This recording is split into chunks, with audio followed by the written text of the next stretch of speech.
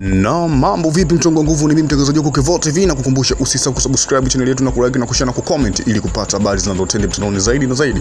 Bwana, habari kubwa inayotrend mtandaoni inamwangalia mchezaji wa Yanga anaitwa Baka bwana.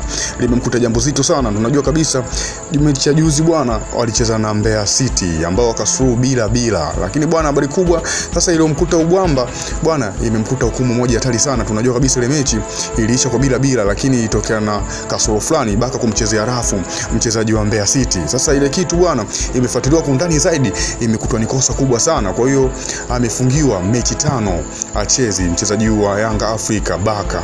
Achezi bwana mechi 5 kapoa adhabu, na hiyo adhabu imesemekana alimchezea mtu rafu na nusu amuumize vibaya sana. Sasa hiyo issue imeangaliwa, imeonekana sio vizuri na sio ungwana. Kwa hiyo akaamua kupigwa mkeka. Huo mkeka bwana akapigwa mechi 5 au siki na Yanga Afrika. Sasa ni habari nzito sana. Yanga wameichukuliaje, wamepokeaje? Kwa sababu ni mchezaji wa utegemezi sana hapo Jangwani. Imekuwa imewashtua kidogo hivi kwa sababu ni mchezaji ambaye wanamtegemea, na najua Yanga kabisa wanapita kwa wakati mgumu sana kipindi hichi.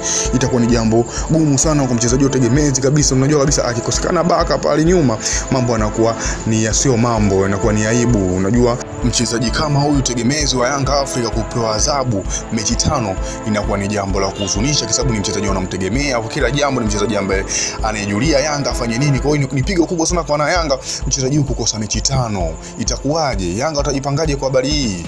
Watafanyaje? Kwa sababu mchezaji wote tegemezi tayari washapewa adhabu mechi 5, na mechi 5 ni nyingi sana kwenye ligi yetu hapa Tanzania. Kwa hiyo yangu ni hayo mtongo nguvu, na kukumbusha tu usisahau kusubscribe channel yetu na kulike na kushare na kucomment ili kupata habari moto zinazotendi mjini mbalimbali. Yangu ni hayo mtongo nguvu, asante sana.